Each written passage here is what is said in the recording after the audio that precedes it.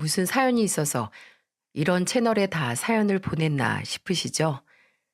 제가 이 사연을 쓰게 된 건 저와 같은 피해자가 더 이상은 생기지 않았으면 하는 마음에서 쓰게 됐습니다.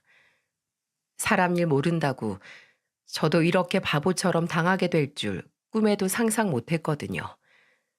저는 학창 시절에 공부도 잘했고 치과 대학에 진학해서 현재까지도 치과 의사로 일할 만큼 능력적으로 부족함이 없었습니다. 주변에서도 늘 영리하다는 말을 듣고 자란 사람이 바로 저였어요. 그래서 시골에서 농사를 짓고 계시는 부모님은 의사 아들 자랑에 늘 밥 안 먹어도 배가 부르다며 싱글벙글이셨죠. 요즘 TV를 보면 완벽한 스펙을 가진 사람들을 보고 사기 캐릭터 같다는 말들을 하잖아요. 근데 정말 예비 아내가 전부 사기일 줄 누가 알기나 했겠습니까?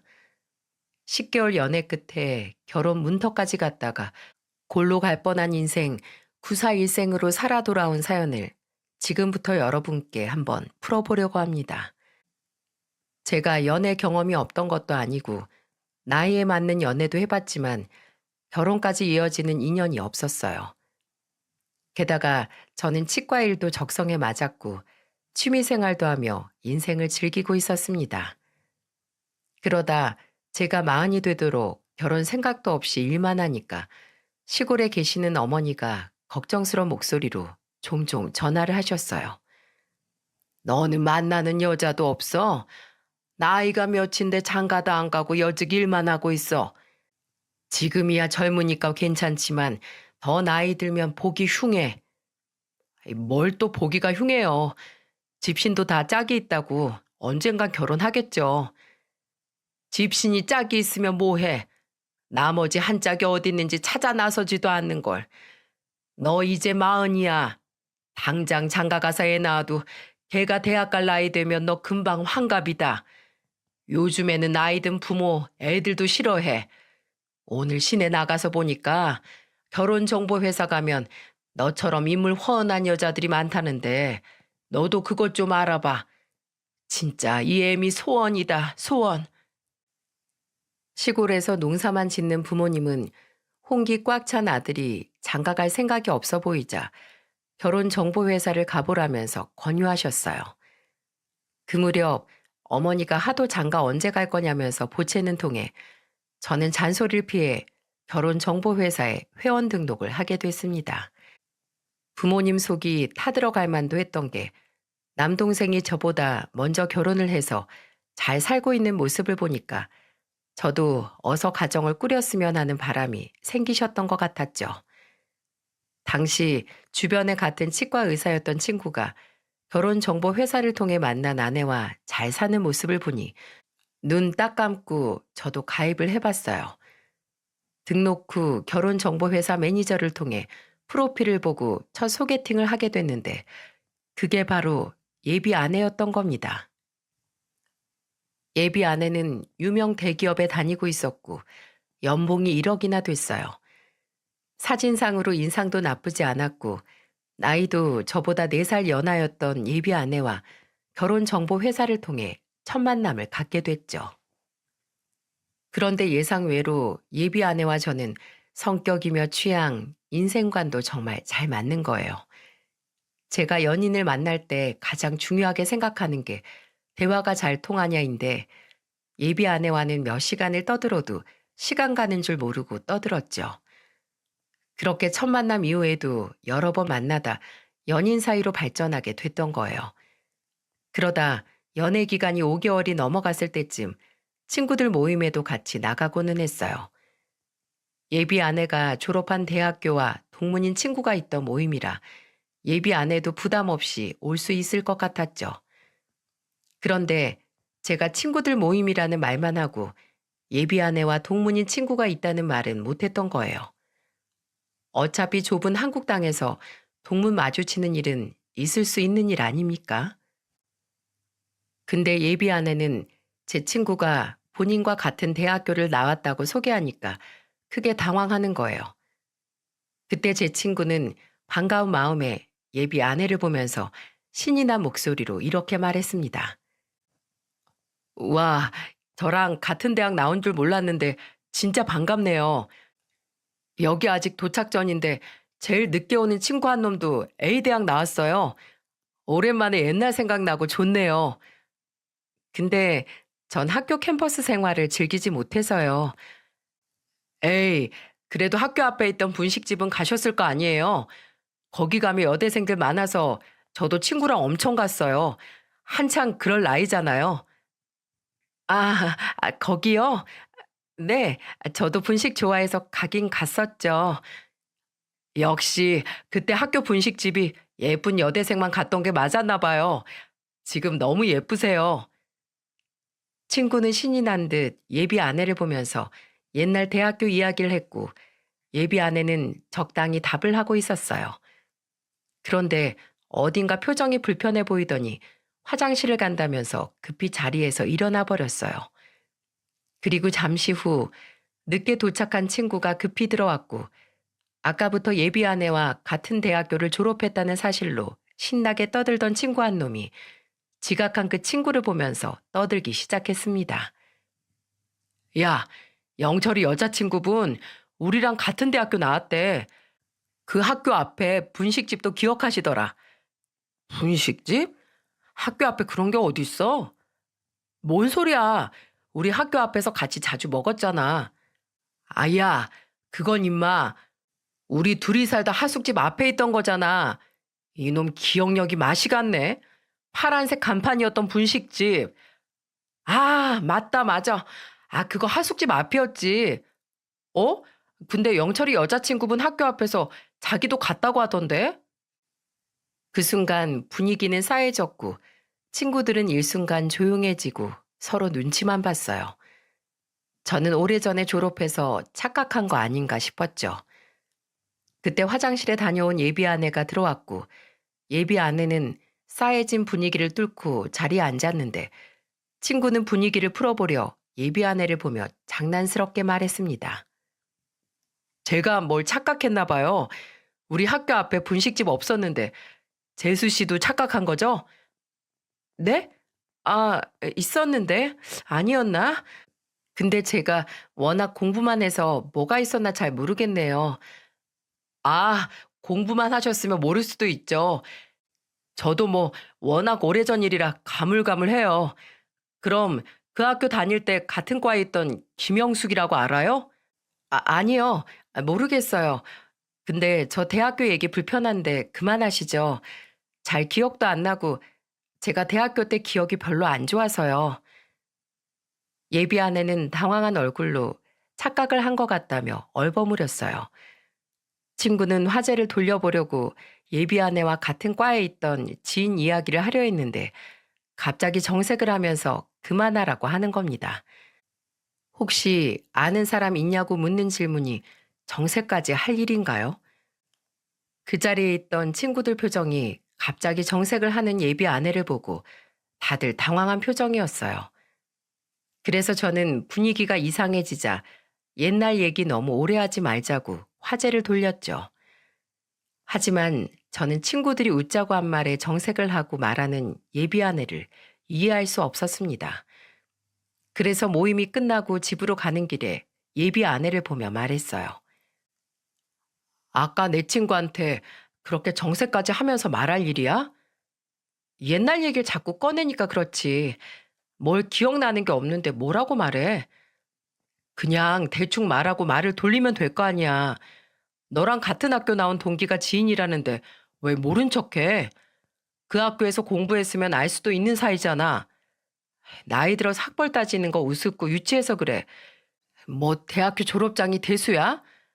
그리고 오늘 모임에 같은 학교 졸업생이 있다고 왜 말 안 해? 내가 얼마나 당황했는 줄 알아? 뭘 당황까지 해? 대한민국에서 학연, 혈연, 지연 빼면 뭐가 남는다고. 안 나온 학교를 나왔다고 한 것도 아니고 왜 그렇게 정색을 해? 누가 안 나왔다는 거야? 나 그 학교 졸업생 맞아. 나 그만 얘기할래. 분명 결혼정보회사 통해서 만났을 때 학교 졸업장도 다 봤는데 왜 그렇게 펄쩍 뛰면서 정색을 하나 싶었죠. 그렇다고 어디서 말하기 창피한 수준의 학교도 아니고 나름 서울에 있는 번듯한 대학교를 나왔는데 왜 저렇게 싫어할까 의구심이 들었습니다. 그러던 중 정말 미심쩍은 일이 생겼어요. 사실 대학교 얘기야 워낙 과거 일이고 충분히 착각할 수 있는 일이지만 다니고 있는 회사에 대해 잘 모르는 건 문제가 있는 거 아닙니까? 한 번은 제가 오랜만에 오후 진료를 일찍 끝나던 날 퇴근하는 예비 아내를 데리러 간 적이 있어요. 평소 예비 아내가 종종 제가 일하는 병원에 왔었기 때문에 이번에는 제가 퇴근길에 데리러 가봐야겠다 다짐을 했죠. 그런데 제가 깜짝 놀래켜 주려고 미리 말도 안 하고 회사 앞에서 기다리고 있다는 문자를 남기자 바로 전화가 걸려왔습니다. 반가운 마음에 전화를 받자 예비 아내는 버럭 화를 내며 말하는 거예요. 왜 말도 없이 와? 나 오늘 일 많아서 야근해야 될 수도 있어. 그러니까 그냥 가. 얼마나 걸리는데? 그럼 근처 서점에서 내가 책이라도 보고 있을게. 한 서너 시간이면 나오지? 무슨 소리야. 오빤 내가 하는 일이 그렇게 쉬워 보여? 안 그래도 바빠 죽겠는데 왜 회사 앞에서 죽치고 있겠다는 거야? 나 오늘 밤새도록 일해야 되니까 그냥 가.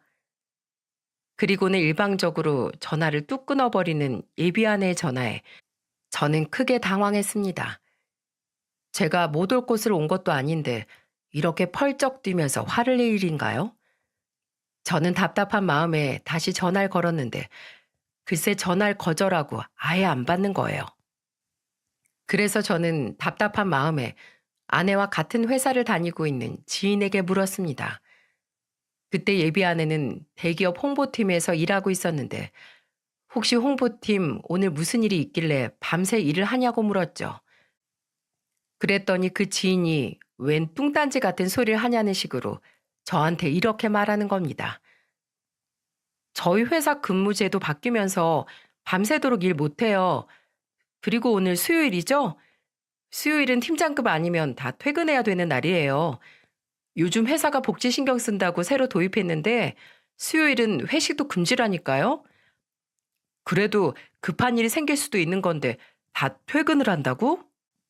따로 야근 신청하면 야근해도 되는데 그것도 밤 12시는 못 넘겨요.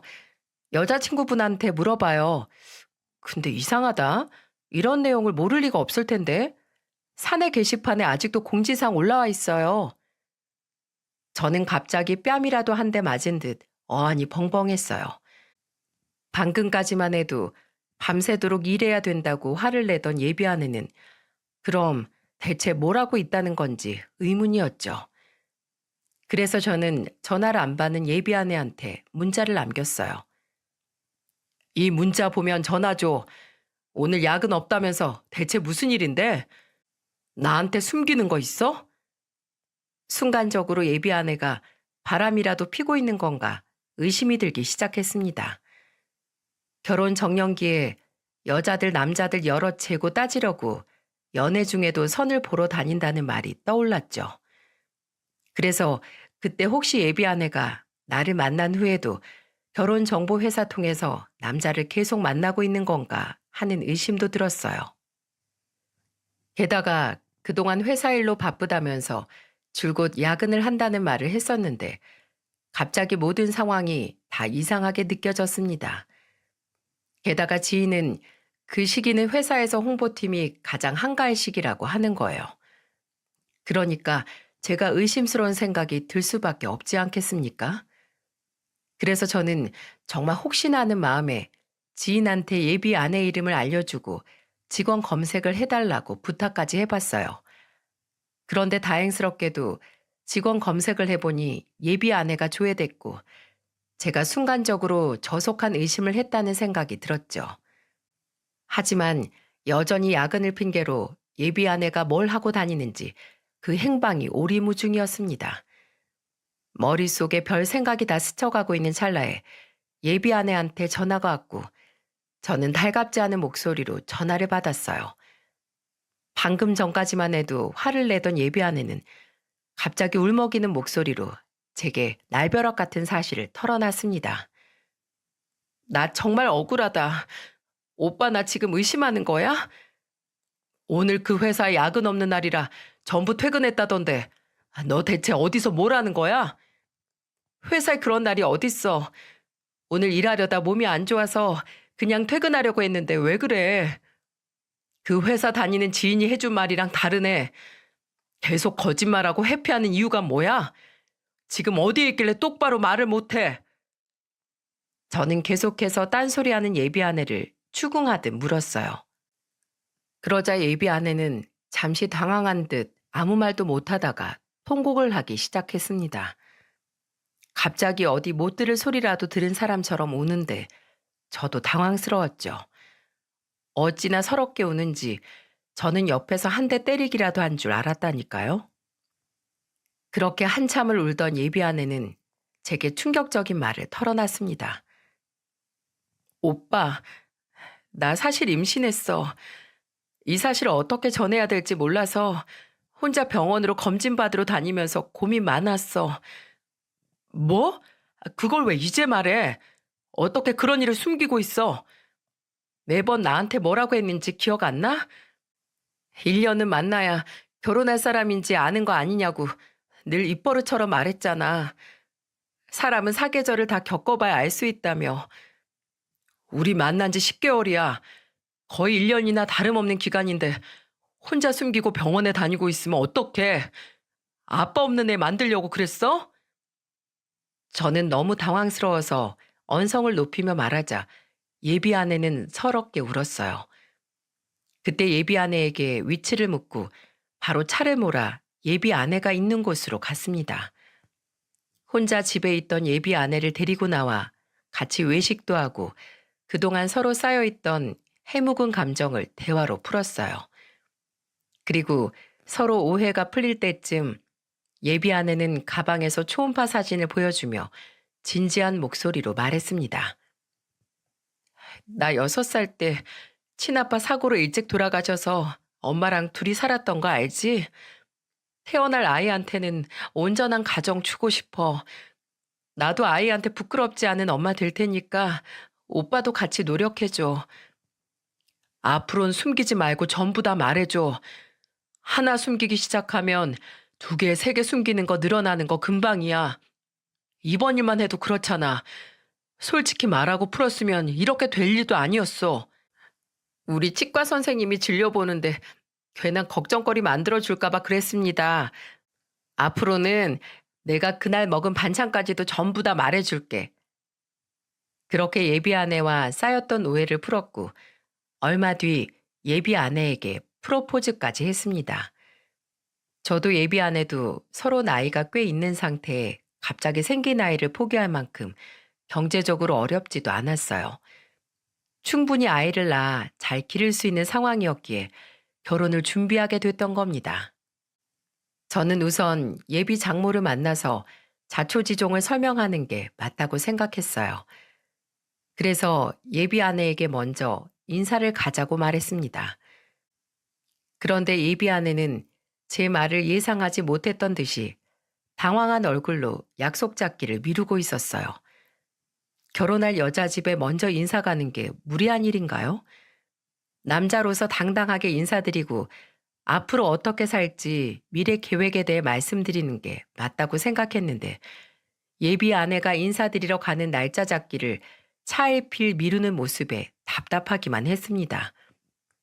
언제 같이 인사드리러 가냐 물어도 예비 장모가 일로 바쁘다면서 미루는 거예요. 그러던 어느 날 예비 아내는 저한테 신이 난 목소리로 드디어 예비 장모가 시간이 났다며 말하는 겁니다. 근데 참 말이 아다르고 어다르다고 예비 아내의 말이 어딘가 이상했어요. 그때 예비 아내는 저한테 분명히 이렇게 말을 했었답니다. 우리 엄마 내일은 시간이 된대.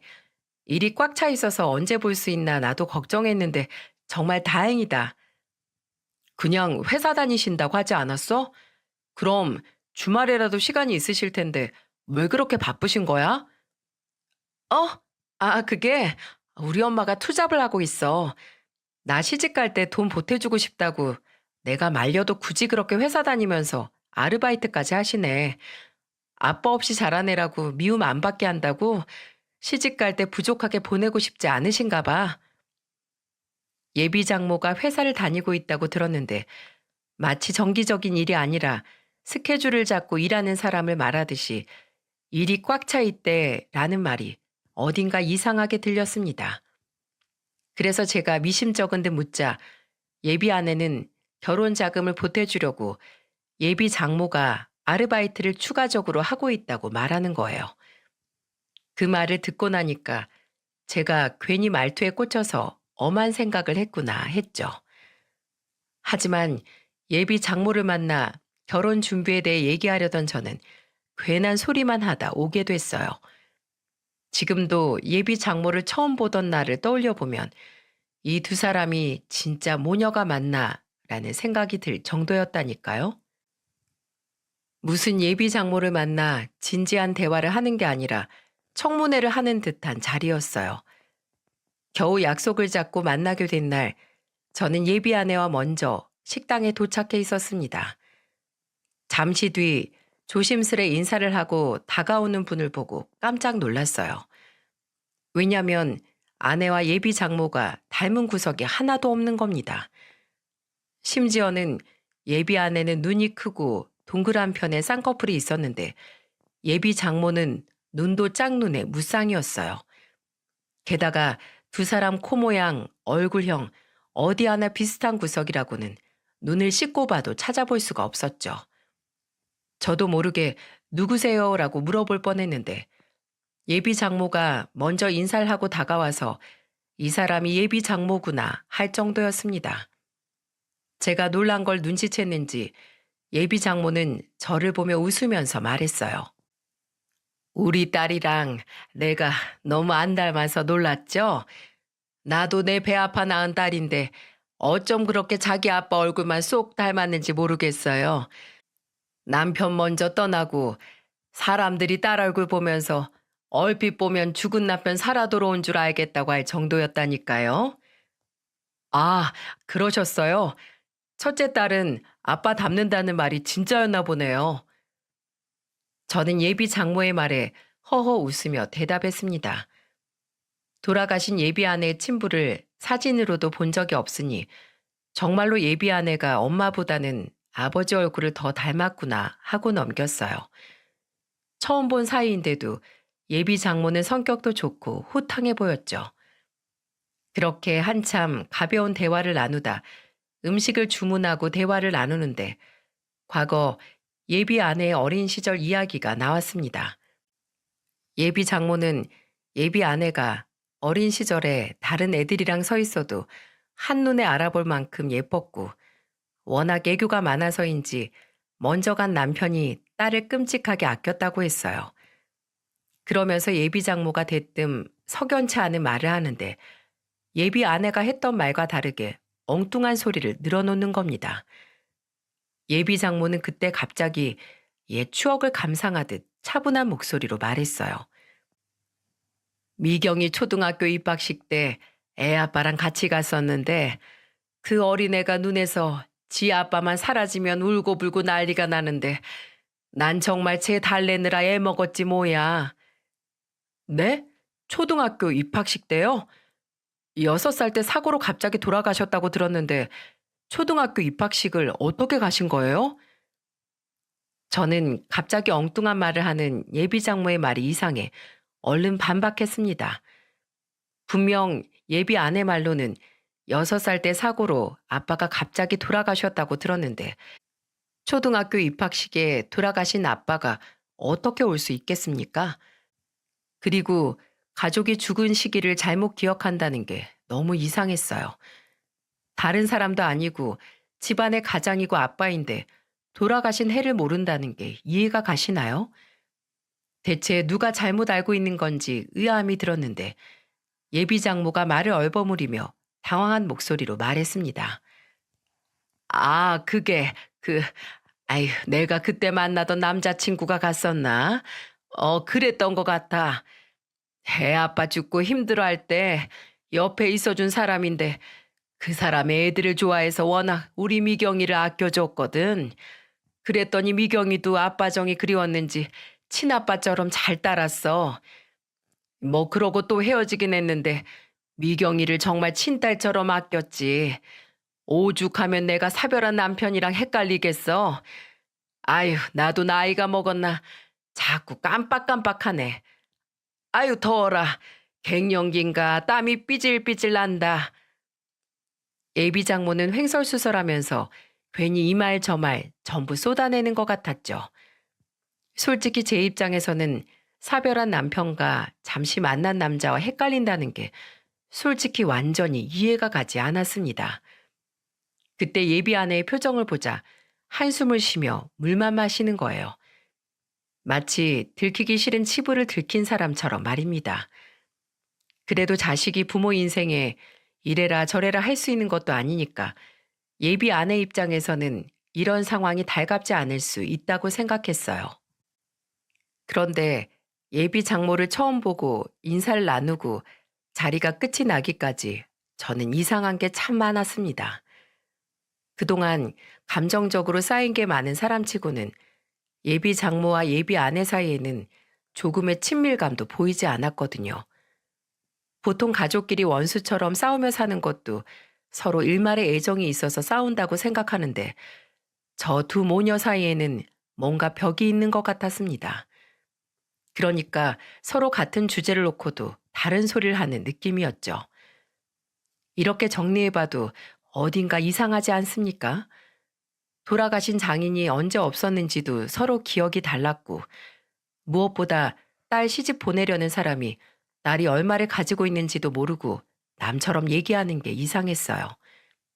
그런데 또 예비 아내가 산부인과를 갈 때는 꼭 예비 장모와 가겠다고 고집을 부리는 겁니다.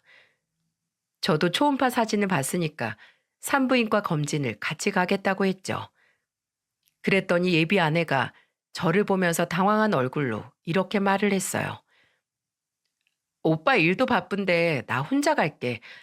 마침 엄마도 같이 가주신다고 하니까 괜찮아. 나 초음파 사진밖에 못 봤잖아. 나도 병원에 가서 아이는 괜찮은지 같이 봐야지. 그거 같이 본다고 뭐가 달라져? 의사 선생님이 그러시는데 아주 잘 크고 있다고 했어. 기형아 검사도 해야 된다며. 그냥 나랑 같이 가자.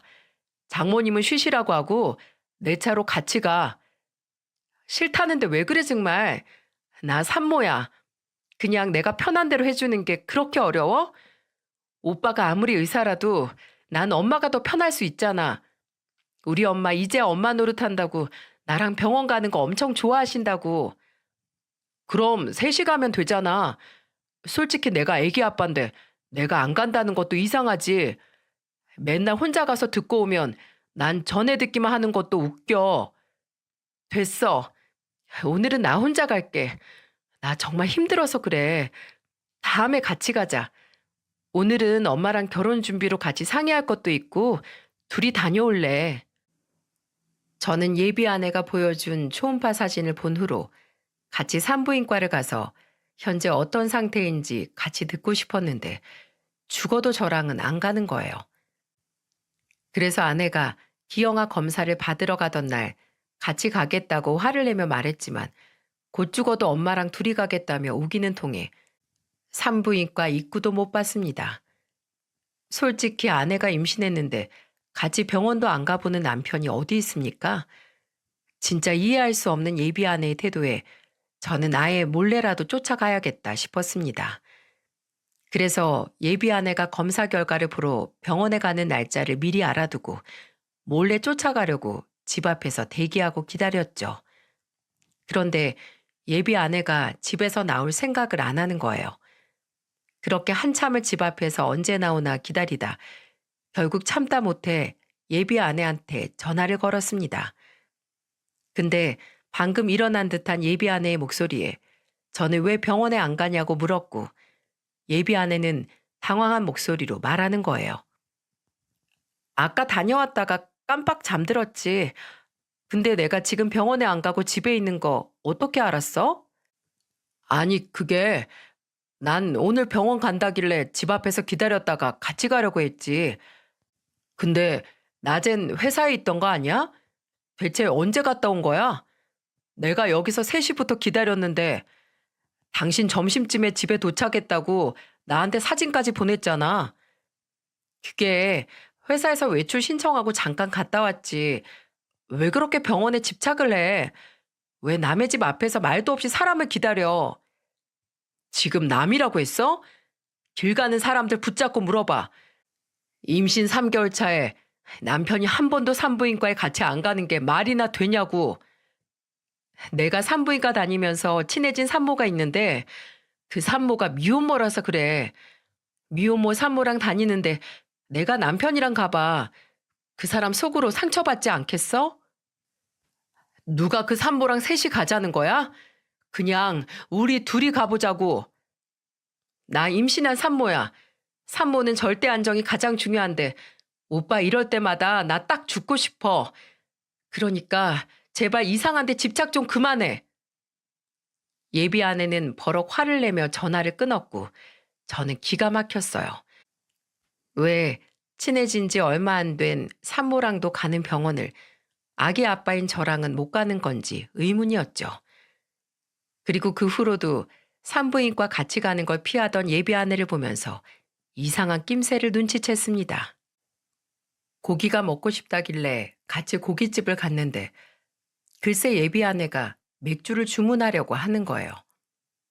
그때가 임신 4개월 차라 저는 깜짝 놀란 얼굴로 예비 아내를 보면서 말했습니다.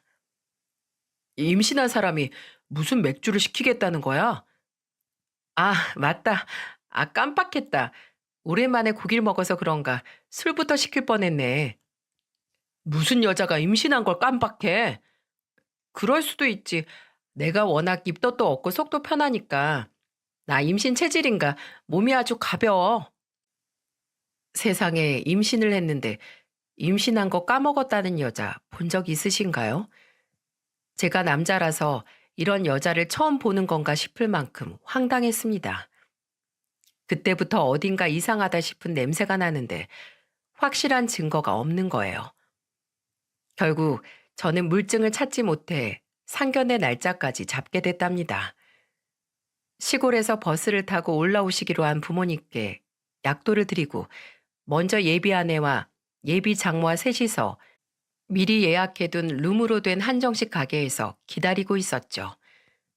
하지만 제가 아무리 약도를 간단히 보내드렸다 해도 시골에 사시던 부모님이 서울길을 헤맬 수밖에 없었습니다. 아버지는 몇 번씩 전화해서 길을 물으셨고 저는 결국 예비 장모와 대화를 하다 잠시 나갔다 온다며 양해를 구하고 밖으로 나갔죠. 밖에 나와서 아버지께 전화를 걸려고 보니까 전화기가 없는 겁니다. 그래서 저는 다시 식당으로 허겁지겁 들어갔는데 살짝 열린 문틈으로 예비 아내와 예비 장모의 충격적인 대화가 들렸어요. 열린 문틈으로 연신 식은땀을 닦는 예비 장모는 예비 아내를 보며 말했습니다. 사모님, 저 연기 잘하고 있죠? 아우, 심장 떨려 죽겠어요. 지금처럼 묻는 말에 대답만 하세요. 지난번처럼 괜히 오바하다가 헛소리 하지 말고요. 그때 내가 뒷수습하느라 얼마나 진땀 뺐는 줄 알아요? 난 그냥 진짜 엄마처럼 잘하고 싶었던 건데 미리 외우고 간 게 머리에서 꼬이는 바람에 아유, 이런 대역 아르바이트는 사모님이 처음이라 서툴렀어요. 진짜 엄마가 아닌데 아무리 외운다고 그게 자연스럽겠어요? 제발 속물처럼 안 보이게 그 입 좀 다물어요. 나 의사 남편 얻으려고 개고생하는데 꼭 그렇게 죄를 뿌려야겠어요? 저런 남자들이 얼마나 여우인 줄 알아요?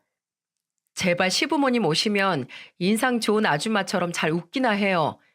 오늘도 실수하면 나 진짜 돈 안 줄 거니까 명심해요.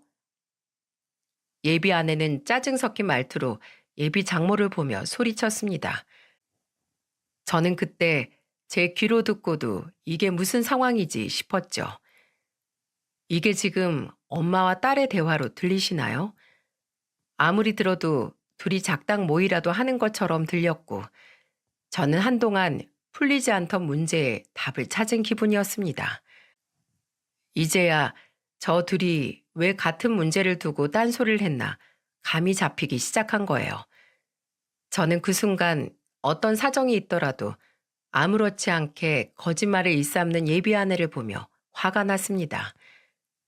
게다가 저 하나로도 모자라 상견례 날짜까지 잡으며 저희 부모님까지 속이려고 한 게 너무 분하고 화가 났어요. 저는 한정식 룸 문이 부서져라 열고는 방안을 보며 소리쳤습니다. 넌 뭐야? 뭐 하는 년이길래 이딴 되도 않은 작당 모의를 해? 대여가 해봐? 대체 무슨 짓을 꾸미고 있는 거야? 너무 화가 난 저는 앞뒤 볼 것도 없이 문을 벌컥 열고 들어가서 냅다 욕을 날려버렸어요. 그동안 미심쩍고 이상했던 부분들이 퍼즐처럼 맞춰지자 이 자리에서 아예 단판을 짓자는 심정이었죠. 제가 문을 벌컥 열고 들어가 고함을 지르면서 문을 열자 예비 아내는 사면 초가에 갇힌 물에 빠진 생쥐 마냥 바들바들 떨기 시작했습니다. 그러더니 갑자기 저한테 기어와서 제 다리를 잡으며 애원하듯 말했어요. 오빠, 그게 아니라 이거 다 오해야. 일단 진정하고 내 말 들어봐. 입만 열면 몰랐다, 착각했다 하면서 거짓말만 하는 이 말을 내가 들을 이유가 있어? 너는 나뿐만 아니라 지금 우리 부모님까지 기만한 거야. 알기나 해? 예비 아내는 막다른 길에 몰렸다 싶으면 일단 들어보라며 당황한 척 시간을 벌고 변명을 생각해냈죠. 지금 와서 생각해보니 그동안 말을 얼버무리고 돌렸던 이유도 전부 그냥 시간 끌기용이었던 거예요. 그래서 아예 듣지도 않으려고 예비 아내 말을 끊어버린 순간 갑자기 저희 부모님이 식당으로 들어오시는 듯한 말소리가 들렸습니다. 제 이름을 말하는 아버지 목소리가 들렸고 직원 안내로 제가 있는 곳에 부모님이 오신 거예요. 아무것도 모르는 아버지는 문 앞에 서 있는 저를 보고는 의아한 듯 물으셨습니다. 너 올 때 기다리다가 내가 찾는 게 빠를 것 같아서 그냥 왔어. 아니 근데 넌 왜 여기 이러고 서 있어? 예비 장모가 저기 앉아 있는데 입구에 딱 서서 뭐 하는 것이요? 아버지, 죄송해요. 오늘 상견례 못할 것 같아요. 양가 어른들 한자리에 모아두고 버르장머리 없이 무슨 말이야. 사랑 싸움은 니들끼리 하고 일단 앉아서 얘기해. 아버진 저를 보고 혀를 차며 말했고 어머니를 이끌고 자리에 앉으려고 하시는 거예요. 저는 차마 부모님까지 이런 거짓말 같은 상황에 당하게 할 수 없어서 아버지를 보며 말했습니다. 아버지, 앉지 마세요. 이 사람들 사기꾼이에요. 저도 방금 알았어요. 전부 다 속았다고요. 뭐야? 속았다니 그게 무슨 말이야? 제가 다 들었어요. 저 아줌마는 대여 알바 중인 거고 저 아줌마를 고용한 사람이 이 여자라고요. 시골에서 3시간 걸려서 왔더만 이게 다 무슨 소리야. 이놈들이 우리 식구들을 뭘로 보고 이딴 짓을 벌인 거야. 세상 말세라지만 감히 상견례 거짓 부렁을 쳐? 저만큼이나 충격받고 화가 난 아버지는 노발대발 화를 내셨고 순간 바닥에 있던 신발을 들어서 던지려고 했어요. 그러자 그 순간 예비 장모 대역을 했던 아줌마가 무릎을 꿇고 싹싹 빌며 말했습니다. 저 진짜 아무것도 몰라요. 그냥 하루 일당 20만 원 준다길래 돈이 급해서 온 거예요. 정말이에요. 이 여자가 무슨 의도로 그런 건지 저 정말 몰라요. 그 말을 듣는데 어처구니가 없더라고요. 세상에 거짓말 짜고 같이 칠 땐 언제고 이제 와서 몰랐다니 말이 됩니까? 저는 아줌마를 보면서 화를 내며 말했습니다. 그 입 다물어요. 내가 지금 부모님 앞에 있어서 참는 거지. 나 이렇게 넘어갈 사람 아니니까 딱 기다려요. 저는 우선 놀랐을 부모님을 진정시키고 사실관계 확인 후 연락드리겠다며 집으로 가서 계시라고 했어요. 택시를 잡아서 우선 서울에 있는 제 집으로 모셔드렸죠. 그리고는 다시 식당으로 와서 죄인처럼 앉아있는 사기꾼 2사람을 보는데 진짜 황당했습니다.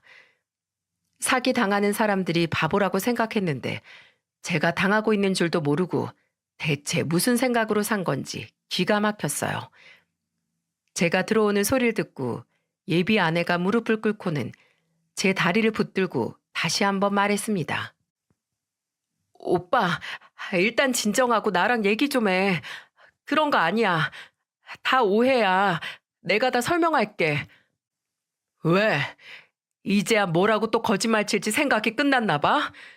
우리 아버지가 화낼 때는 꿀먹은 벙어리처럼 입 꾹 닫고 있더니 또 무슨 거짓말을 하려고 그러는데 어디 떠들어 봐. 나 사실 고아야. 고아라서 그랬어. 진짜 죽어도 고아인 거 알리기 싫어서 그랬어. 나 좀 이해해줘. 내가 그런 식으로 네 상황 전부 이해해주다 이런 개 같은 상황까지 온 거 아니야? 그리고 고아라서 속였다고? 웃기시네. 이제 네가 콩으로 매줄 만든다고 해도 네 말은 못 믿어. 내가 네 시커먼 속 낱낱이 밝혀내고 저 아줌마도 같이 쌍으로 고소할 거니까 두고 봐. 제가 고소를 한다고 하자 예비 아내는 울기 시작했고 대역 알바를 하던 아줌마는 깜짝 놀라서 저를 보며 손이 발이 되도록 빌기 시작하는 겁니다.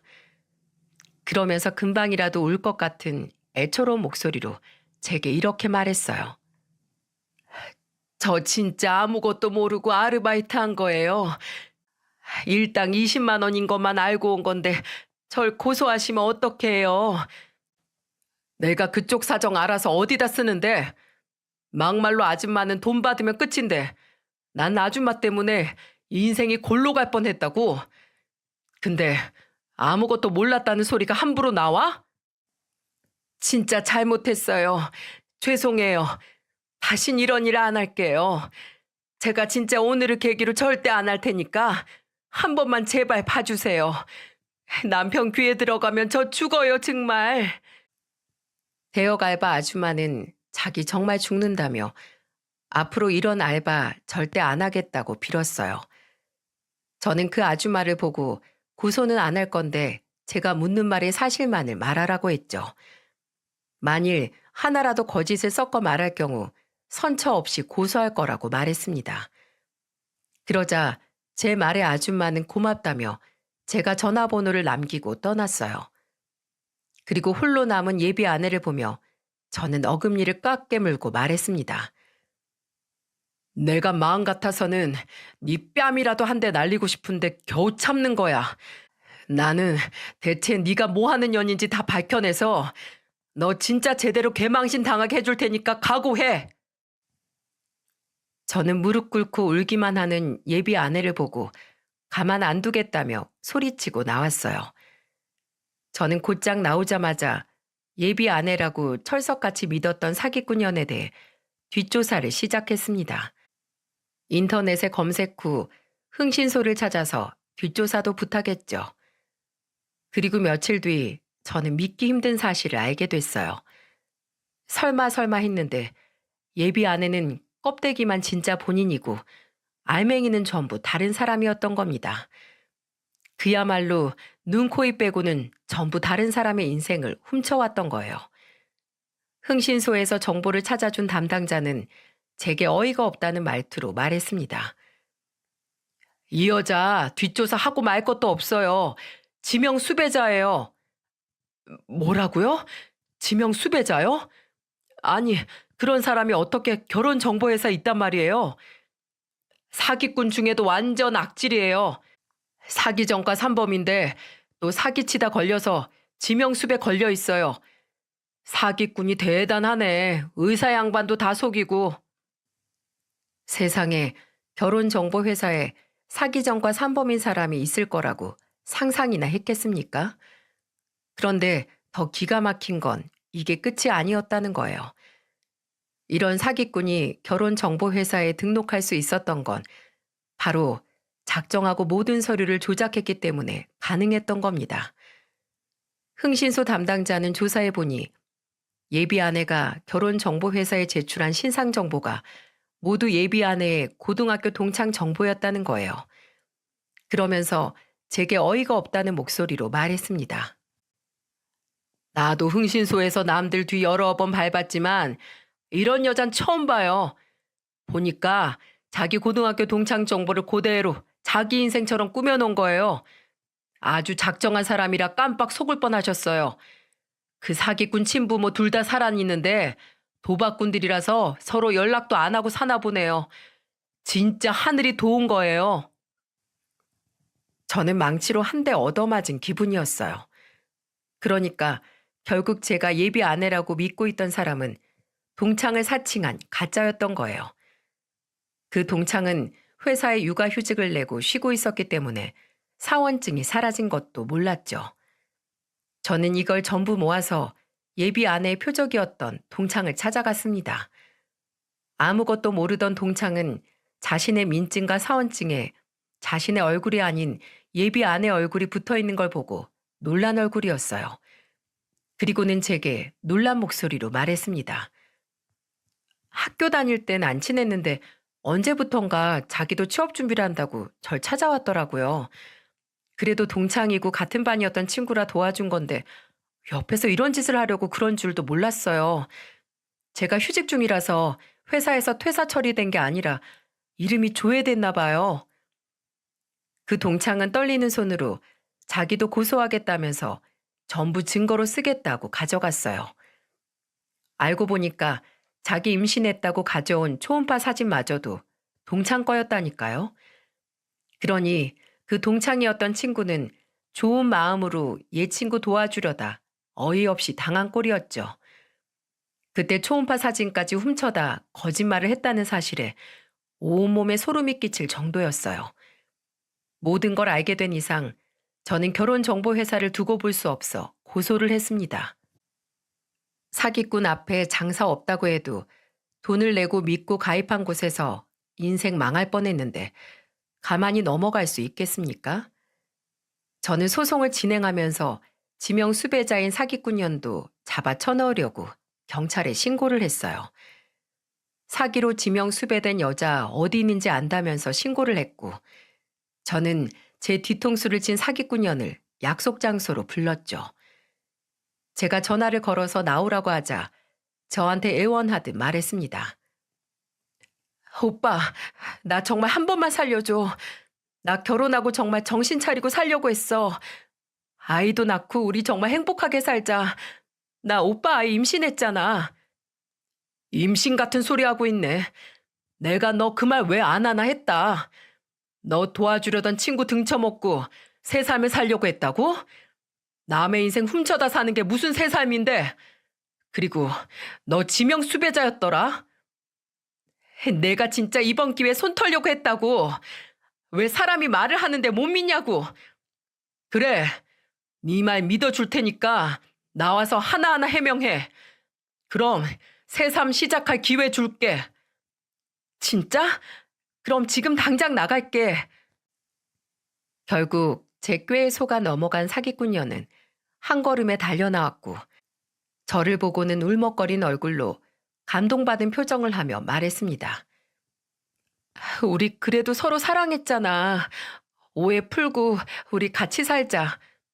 내가 왜 너랑 살아? 네가 살 곳은 여기가 아니야. 어디? 그럼 내가 살 곳이 어딘데?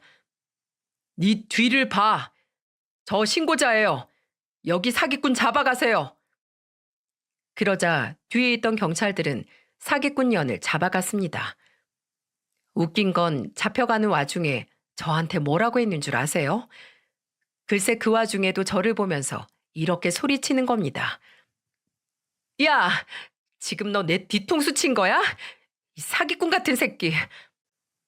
네가 새 삶을 살려면 가서 죗값 받는 거 말고 없어. 똑바로 정신 차리고 살아. 끝까지 악다구니를 쓰다 끌려간 사기꾼녀는 결국 끌려갔고 동창의 고소로 죄명도 추가됐어요. 상습범이라 쉽게 풀려나기는 쉽지 않을 것 같습니다. 이 모든 사실을 들은 부모님들이 뒷목 잡고 쓰러질 뻔하셨어요. 저희 어머니 죽 써서 개 줄 뻔했다고 욕을 한 바가지 하셨어요. 저도 황당한데 부모님은 얼마나 날벼락 같았겠습니까? 지금도 결혼정보회사와 법적 싸움을 이어가고 있지만 저는 끝까지 싸워서 저 같은 피해자가 없도록 해보겠습니다. 책에서 본 글귀 중에 거짓말은 새끼를 친다는 말이 있어요. 습관적으로 남을 속이는 사람은 언젠가는 더 큰 사기 행위도 거침없이 하게 됨을 경계해야 된다는 말인데 제가 겪어보니까 딱 들어맞는 말이죠. 정말 늦게라도 알아챘으니 천만 다행이라고 생각합니다. 제 사연을 보시고 돌다리도 두드려보고 가시라는 뜻으로 쓰게 됐어요. 부디 저와 같은 피해가 없길 간절히 바랍니다.